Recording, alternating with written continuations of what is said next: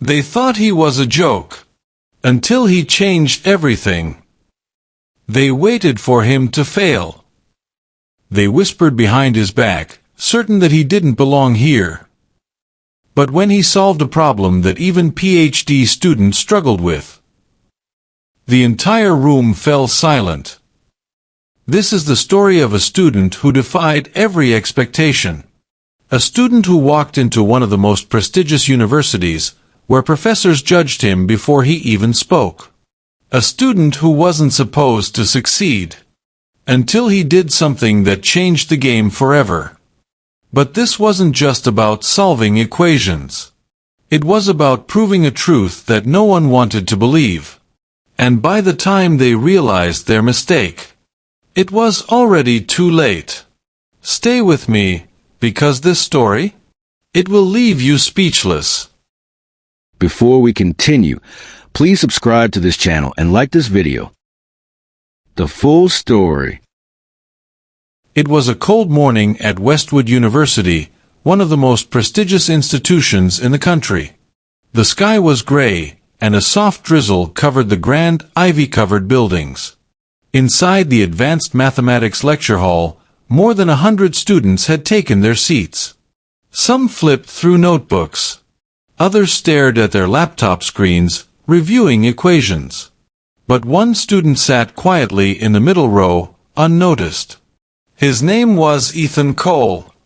Dressed in a simple hoodie and jeans, he wasn't like the others. He wasn't part of any elite study groups. He wasn't the son of a wealthy professor or a legacy student. And because of that, many assumed one thing: he didn't belong here. They were wrong. At the front of the room, a group of visiting professors sat like judges at a trial. They weren't here to learn, they were here to observe. Among them was Professor Malcolm Hayes, a man whose reputation carried weight. He leaned back in his chair, arms crossed, scanning the students. When his eyes landed on Ethan, he smirked. "That one," he whispered to the professor beside him.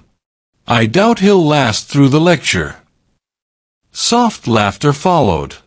Not from students, but from the professors themselves. Ethan heard them. But he didn't react. He had heard it all before. They were waiting for him to fail. They had no idea they were about to make the biggest mistake of their lives. Click, click, click. The sound of heels on the cold tile floor silenced the room. The whispers stopped. The laughter vanished. Professor Eleanor Grant had arrived. Her presence alone was enough to command the room. Tall, poised, and dressed in a sharp gray suit, she walked with the confidence of someone who had nothing to prove. Her silver-rimmed glasses reflected the cold lecture hall lights as she scanned the room. She wasn't just looking for attention, she was looking for weakness. And when her gaze landed on Ethan, she hesitated. Not long enough for anyone else to notice, but long enough for him to understand the message in her sharp, calculating eyes. "Do you think you belong here?" Then, just as quickly as she had looked at him, she dismissed him. With one sharp movement, she turned and picked up a piece of chalk. "Last week, we studied multivariable limits." Her voice was calm, yet absolute. She wrote on the board with precision, filling the space with complex mathematical symbols. "Today, we move on to Laplace transformations." The chalk scratched against the board as equations took form, one after another. The students scrambled to keep up, their hands flying across notebooks. Some were already lost, but no one dared speak up. In Professor Grant's class, falling behind was your fault. Not hers. The visiting professors in the front row nodded in approval. They admired her for her brilliance, but more so for her unforgiving teaching methods. To them, a great teacher wasn't one who helped students grow, but one who eliminated those who didn't deserve to be there. And then, it happened. Ethan's sharp eyes moved across the board. And he saw it. A mistake. A small deviation in the transformation step. Not large enough for most to notice, but large enough to change the final result. He glanced around. No one had caught it. Not the students. Not the professors. Not even Professor Grant. She continued writing, confident, unchallenged. Ethan hesitated. If he spoke up, he knew what would happen. The class would turn. The professors would smirk. Professor Grant would not like being corrected. Especially not by him. He could stay silent. Let it go. But something inside him twisted. Ethan hated arrogance. He hated people who thought they could never be wrong. And more than anything, he hated the idea of letting ignorance win. So, he took a breath. And raised his hand. A single moment. That's all it took for the entire room to go still. Every eye turned to him. Professor Grant stopped writing. Her hand tightened around the chalk. Slowly, she turned to face him. "Yes?" she asked. Her voice was smooth, but beneath it was something sharp. A warning. Ethan didn't flinch. "There's a mistake in the transformation step." The silence deepened. Professor Hayes chuckled from the front row, leaning over to a colleague. "Oh, this will be fun." A few students whispered, their voices barely audible. "Did he just? Does he have a death wish?" But Professor Grant didn't react immediately. Instead, she smiled. Not a warm smile. Not a kind smile. A predator's smile. "A mistake," she repeated. She turned back to the board, casually scanning her work. Then, with eerie confidence, she turned back to Ethan. "Are you sure?" Her voice was softer now. But beneath it was a trap. In the front row, Professor Hayes smirked. "He just dug his own grave," he whispered. The tension in the room was suffocating. Ethan's hands rested on his notebook, fingers steady. His voice didn't waver. "Yes. I'm sure." For a split second, so quick that only Ethan noticed, Professor Grant's expression shifted. A flicker of something. Doubt. She turned back to the board, scanning the equation once more. The students held their breath. The professors leaned forward. And then, Professor Grant's fingers tightened slightly around the chalk. Because there it was. The mistake. The thing she couldn't deny. Ethan had been right. But she wasn't going to give him the satisfaction of admitting it. Instead, she turned to him, her smile returning, colder this time. "Good." She extended the chalk toward him. "If you're so confident, fix it." The class gasped. Some chuckled, exchanging knowing glances. This wasn't an opportunity. It was a trap. Professor Grant didn't want Ethan to prove her wrong. She wanted him to fail in front of everyone. Professor Hayes leaned back in amusement. "Oh, this just got interesting." Ethan stood up. He didn't hesitate. Didn't show fear. Because at that moment, he knew, this wasn't just a class anymore.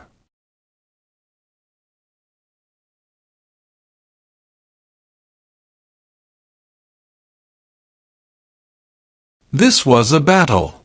And he wasn't going to lose. The lecture hall was silent. All eyes were on Ethan. As he stood up, he felt the weight of their stares. Some were amused, waiting for his downfall. Others were intrigued, watching to see if he would even dare to walk to the board. But he didn't hesitate. With calm, steady steps, he walked to the front of the room. Professor Eleanor Grant stood beside the chalkboard, arms crossed, watching him with the cold amusement of a predator waiting for its prey to fall. From the front row, Professor Malcolm Hayes leaned back, a smirk on his face. He nudged the professor beside him. "Look at him. He actually thinks he can do this." The professor chuckled.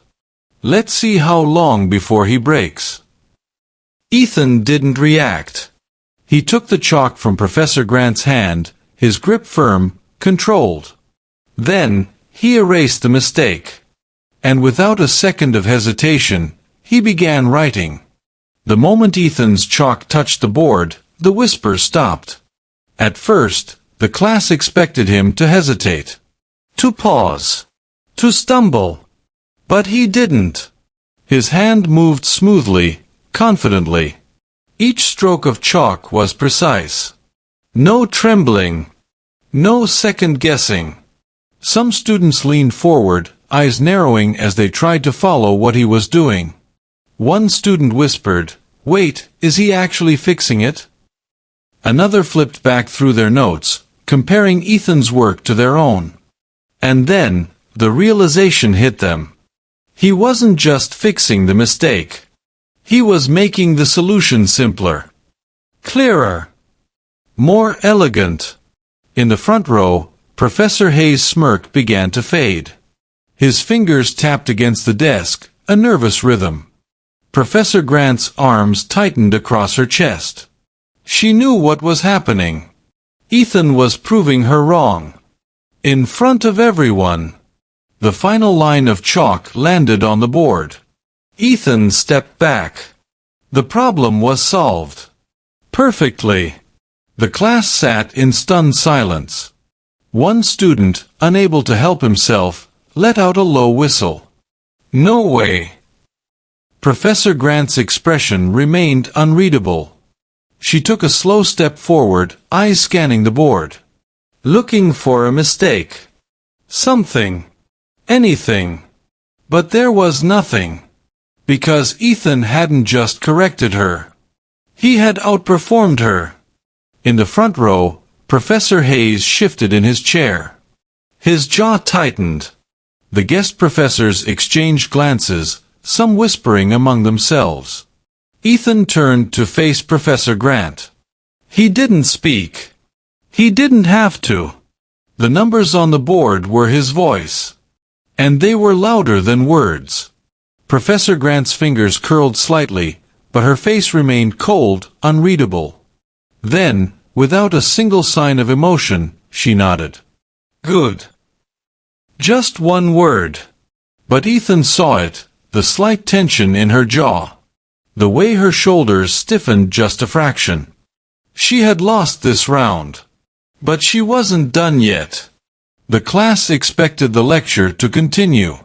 Expected Professor Grant to move on. But she didn't. Instead, she turned back to the board, her heels clicking sharply against the tile. Without another word, she picked up the chalk and began writing again. Faster. The symbols grew larger. More complex. A maze of numbers and equations unfolded, stretching across the board, twice as difficult as before. The class sat frozen. Some students exchanged glances. This wasn't just any problem. This was a trap. The final stroke of chalk hit the board. Professor Grant turned, setting the chalk down with a deliberate clink. Her expression was neutral. But her eyes. They were waiting. She folded her arms. If you're really that good, she said smoothly, solve this one. The tension in the room spiked. Some students inhaled sharply. One muttered, no way. That's not even a regular class problem. That's a doctoral level problem.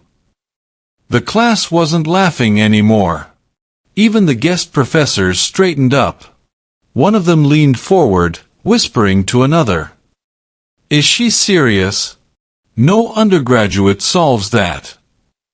Professor Hayes, however, smirked. Now we'll see what he's really made of. The class turned back to Ethan. Waiting. Expecting him to hesitate. To stumble. To fail. But Ethan simply exhaled. Then, he picked up the chalk. The class watched in absolute silence. Ethan scanned the equation once, just once. And then, He started writing. The first step appeared. Then the second. There was no hesitation. No erasing. No wasted movement. Like an artist painting a masterpiece, he moved through the problem seamlessly. The whispers in the class stopped. The visiting professors, once skeptical, now leaned forward. Professor Hayes' smirk disappeared. Even Professor Grant's lips pressed into a thin line. Because Ethan wasn't just solving the problem. He was solving it faster than any of them had ever seen. One student gripped their notebook, flipping through their pages in disbelief. How is he doing that? A professor whispered under his breath, "That's not normal. That's genius." The final answer landed on the board. Ethan stepped back. The room was so silent, you could hear the chalk settle in the tray. Professor Grant's gaze moved across the board. Her jaw clenched. The answer was right. The entire room felt it.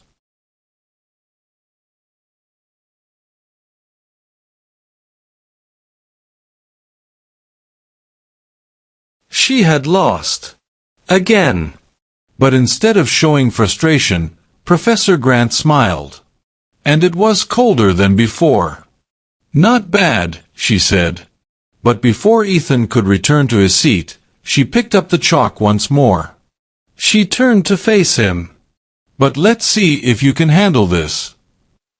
She wrote another problem. Harder. Deeper. More complex than anything before. The class gasped. One student muttered, "Oh my God, she's trying to break him." Professor Hayes chuckled darkly. This is where he falls apart. The room waited. And then, Ethan smirked. He didn't hesitate. Didn't flinch. Didn't break. Instead, he picked up the chalk. And began writing. Because this wasn't just a challenge anymore. This was a war. The lecture hall was no longer a classroom. It was a battlefield. The chalkboard was covered in numbers, symbols, and equations, more complex than anything an undergraduate had ever seen. Professor Eleanor Grant stood tall, arms crossed, watching Ethan like a hunter waiting for its prey to fall. From the front row, Professor Malcolm Hayes leaned forward, his smirk returning. "Now he'll break," he whispered to a colleague. "No one can solve that in real time." The students held their breath. Some believed Ethan could do it. Most believed he would fail. But Ethan didn't care. He picked up the chalk. And he began. The chalk moved swiftly. Stroke by stroke, the numbers fell into place. There was no hesitation. No erasing. No second guessing. Ethan wasn't guessing, he was seeing. In his mind, the equations weren't just numbers. They were a puzzle. A pattern. A language only he understood. The class sat frozen. They were watching something beyond their understanding. One student whispered, "Is he simplifying it?" Another student leaned forward, eyes widening. "No way. He's solving it faster than she wrote it." Professor Hayes' smirk vanished. For the first time, Professor Grant's confidence wavered. Because Ethan wasn't just solving her challenge. He was rewriting the rules. As Ethan neared the final step, the tension in the room reached its peak. The guest professors were no longer smirking. They were watching with awe.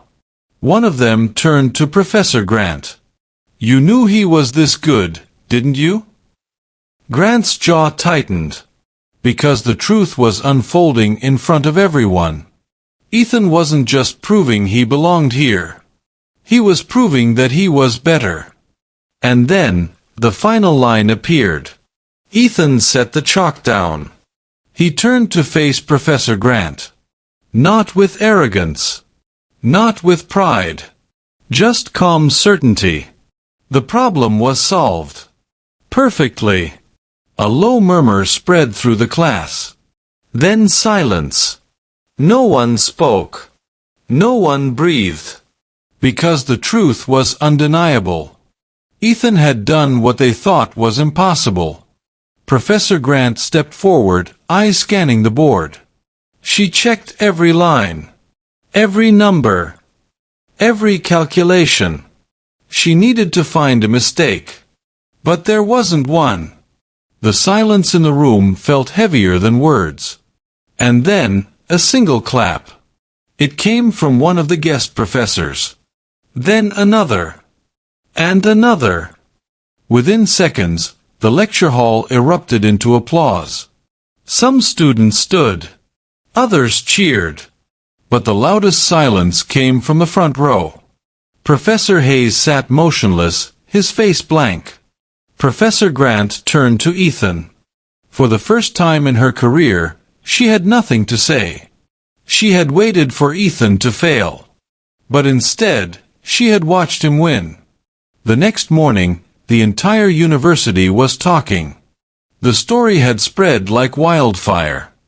Did you hear about the student who embarrassed Professor Grant? He solved a problem faster than a PhD student. Who is Ethan Cole? But Ethan didn't care about the whispers. Because his real challenge had just begun. At the end of class, Professor Grant approached him. You think you've proven something? She asked coldly. Ethan met her gaze, calm and steady. I proved that I belong here. A tense pause. Then, she smirked. Then prove it again. She placed a paper on the desk. It was an invitation. To the National Mathematics Championship. A competition where the best minds in the country competed. No undergraduates. No second chances.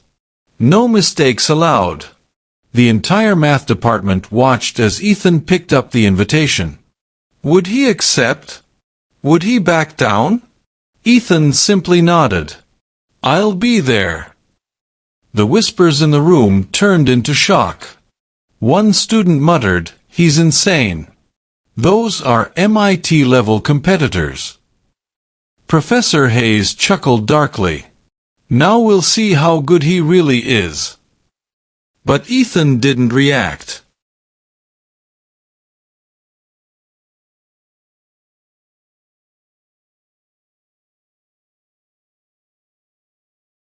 Because he wasn't afraid. He had spent his entire life proving people wrong. And he wasn't about to stop now. The next 4 weeks were brutal.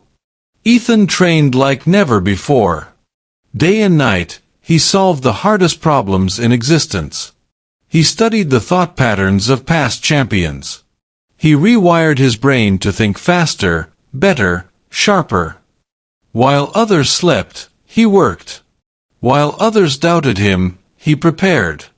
Professor Grant watched from a distance. Waiting for him to break. Waiting for him to give up. But he didn't. And then the day came. The National Mathematics Championship was held in a massive auditorium. The best minds from MIT, Stanford, Harvard, and Princeton filled the room. Ethan stood among them. A lone competitor against giants. From the judges' table, Professor Grant and Professor Hayes watched. Now we'll see if he truly belongs here, Hayes whispered. Grant didn't reply. Because something in her gut told her she had made a mistake. The competition began. The first question flashed on the screen. A brutal, mind-bending equation. Some contestants froze. Others hesitated. But not Ethan. He picked up his pen. And he started writing. Within seconds, his hands moved faster than anyone else's. Some contestants looked up, realizing he was already ahead. Judges began noticing. Whispers spread. Who is that? How is he so fast? That's not possible. Professor Hayes sat up. Professor Grant's fingers tightened on the table. Because Ethan wasn't just competing. He was winning. The competition reached its final question. A problem so difficult, it had never been solved within the time limit. The room tensed. Contestants struggled. The MIT champion, Ethan's strongest rival, began writing furiously. But Ethan, he stopped. Because he had already found the answer. He closed his pen, folded his arms, and waited. The judges noticed. One of them whispered, "Did he give up?" Another leaned in. "No, look at his paper." The head judge stood, examined Ethan's work, and his eyes widened. Because Ethan hadn't just solved the problem. He had solved it perfectly. And in that moment, Professor Grant knew. She had been wrong. Ethan wasn't just talented. He was a genius. A heavy silence filled the National Mathematics Championship Hall. Hundreds of eyes were fixed on Ethan Cole, the lone competitor who had just set down his pen. Judges whispered among themselves. Contestants looked up from their papers, their expressions ranging from shock to disbelief. Because Ethan had finished the final question. And he had done it before anyone else. At the judges' table, Professor Eleanor Grant and Professor Malcolm Hayes sat frozen. Professor Hayes shook his head. "That's impossible," he muttered. Grant didn't speak. Because deep down, she already knew the truth. The head judge, a respected mathematician, picked up Ethan's paper. His eyes scanned the solution. The whispers among the other judges stopped. A long pause. And then, his eyes widened. The judge turned to the others, then back at Ethan. He spoke slowly, carefully. "Not only is this correct," he said, "but it is the most elegant solution I've ever seen." Gasps spread through the hall. Students looked at each other in disbelief. Even Ethan's toughest competitor, the MIT champion, glanced at the paper, his jaw tightening. Because it was true. Ethan hadn't just solved the impossible question. He had done it in a way that no one else had ever imagined. The whispers turned into a growing murmur. And then, the announcement came. "Ladies and gentlemen, we have a winner." The head judge adjusted his glasses. The champion of the National Mathematics Championship is Ethan Cole. For a moment, the room was dead silent. And then, the explosion of applause. The hall erupted. Some students cheered. Others sat in stunned silence. The MIT competitor let out a deep sigh, closing his eyes for a second before nodding to himself. He had been beaten. Fair and square. Professor Grant slowly stood from her chair. She stared at the board, at Ethan's solution, at the young man she had once dismissed. Her entire career, she had believed that brilliance was predictable. That only a certain type of student could truly excel. But Ethan had shattered that belief. She turned to Professor Hayes, expecting him to say something, some excuse, some justification. But he had no words. He simply sat there, his face cold, his pride broken. Ethan didn't look for their approval. Didn't seek their validation. He simply stood, hands in his pockets, calmly watching. Because he knew. Numbers don't lie. And on this day, the truth had spoken louder than any prejudice ever could.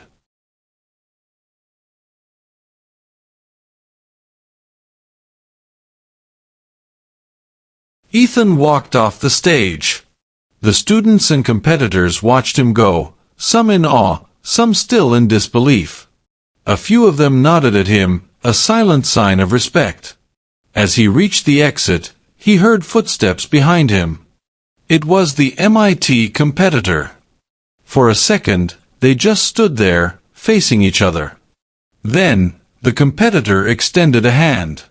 "You're the real deal," he admitted. Ethan shook his hand, a small nod of acknowledgement. And just like that, the rivalry ended, not with resentment, but with respect. Because at the highest levels, true excellence always recognizes its equal. Back at Westwood University, the news had spread. Ethan's name was everywhere. The student who had once been ignored was now the most talked about person on campus. Some students, who had once doubted him, now looked at him differently. Not with mockery. Not with arrogance. But with curiosity. And in some cases, with admiration. When Ethan walked into his advanced mathematics lecture, the energy was different. He took his usual seat. Some students turned to him, whispering. A few even nodded, a quiet gesture of respect. And then, the door opened. Professor Grant walked in. As usual, she carried herself with poise and authority. She placed her materials down, adjusting her glasses. And then, for the first time ever, she acknowledged Ethan directly. She spoke slowly, her voice even, controlled. Before we begin today's lecture, I want to say one thing. The class fell silent. Students leaned forward. Ethan Cole has proven that true talent has no boundaries. No sarcasm. No hidden challenge. Just acknowledgement. For a second, there was nothing but silence. And then, soft applause. It wasn't loud. It wasn't overwhelming. But it was real. Ethan didn't react much. He simply nodded, turning back to his notebook, as if today was just another class. But the truth was clear.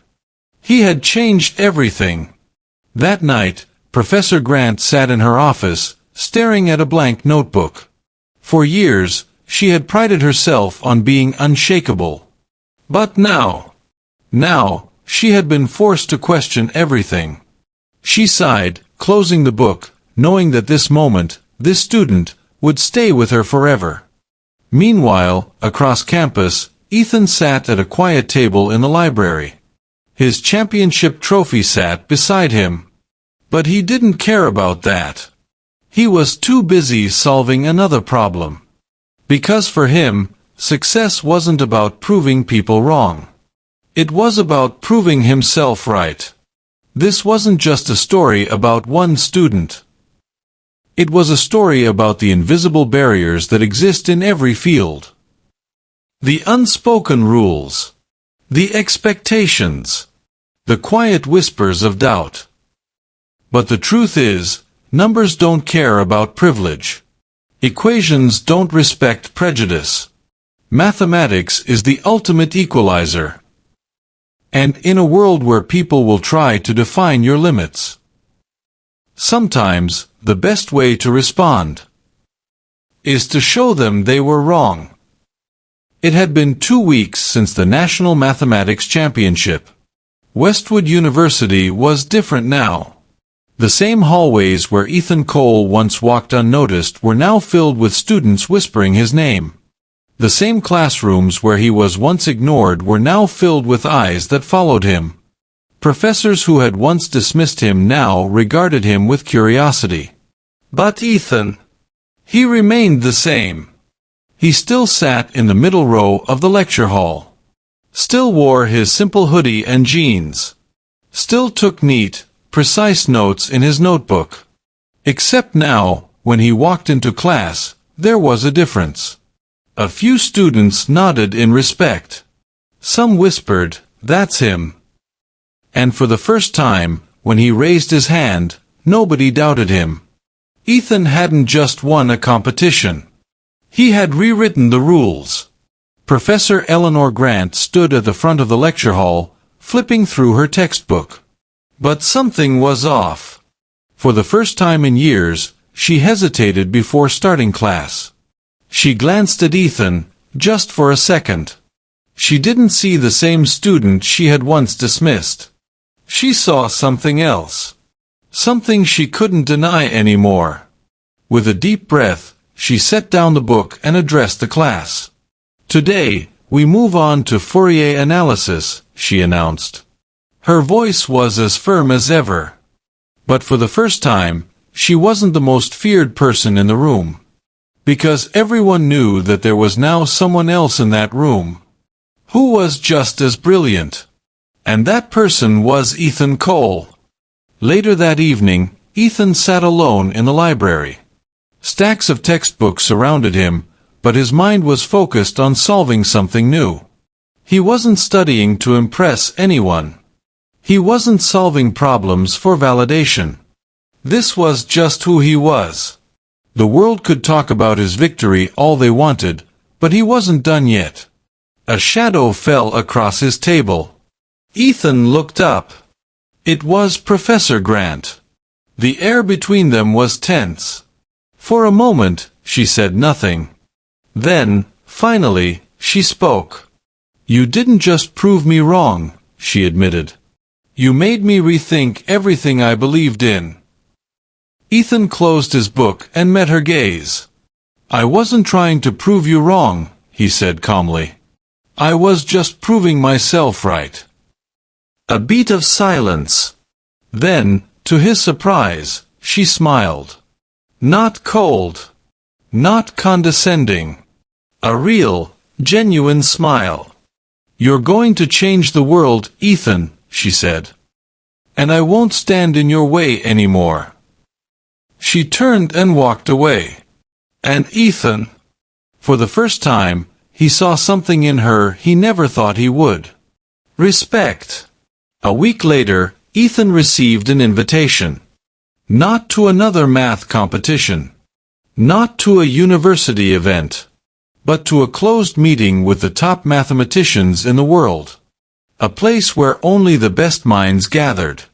At first, he hesitated. It wasn't about proving anything anymore. He had already shown the world what he was capable of. But then he realized something. This wasn't just about him anymore. It was about every student who had ever been underestimated. Every person who had ever been told they weren't good enough. He wasn't just representing himself. He was representing everyone like him. So, when the day came, Ethan walked into that meeting. And this time, when he sat at the table, nobody questioned why he was there. Because he had earned his place. Years later, Ethan Cole's name was spoken not just at Westwood University, but across the world. His work in mathematics changed the way people thought. His research broke boundaries. His name was mentioned alongside the greatest minds of his generation. But through it all, he never forgot who he was. He never forgot where he came from. And most importantly, he never forgot what it felt like to be doubted. One day, years later, he returned to Westwood University. The same campus. The same lecture halls. Except this time, he wasn't a student. This time, he was the guest speaker. The same students who had once laughed at him now sat in awe, hanging on to his every word. And in the front row, sitting quietly, was Professor Eleanor Grant. She didn't speak. She didn't need to. Because as Ethan stood at the podium, delivering a lecture to a new generation of students, she realized something. She hadn't lost a student that day in her classroom. She had witnessed the birth of a legend. This wasn't just about winning a competition. This wasn't just about proving people wrong. This was about breaking through barriers that were never meant to exist in the first place. For every person who has ever been doubted. For every mind that has been underestimated. Remember this. Greatness doesn't come from approval. It comes from believing in yourself long before the world does. This wasn't just a story about one student. This was about breaking through barriers that were never supposed to exist. For every person who has ever been doubted, for every mind that has been underestimated, remember this. Greatness doesn't need permission. Success isn't given, it's taken. And sometimes, the best way to prove your worth is to let your work do the talking. Now, I want to hear from you. Have you ever been underestimated? Share your story in the comments. Do you think intelligence is something you're born with or something you develop? If you were in Ethan's shoes, would you have spoken up? Have you ever been underestimated? Have you ever had to prove yourself to people who didn't believe in you? Drop your thoughts in the comments below. And if this story inspired you, make sure to like, share, and subscribe for more powerful stories that remind us anything is possible. This is just the beginning. Because in a world that doubts you, the best revenge is proving them wrong.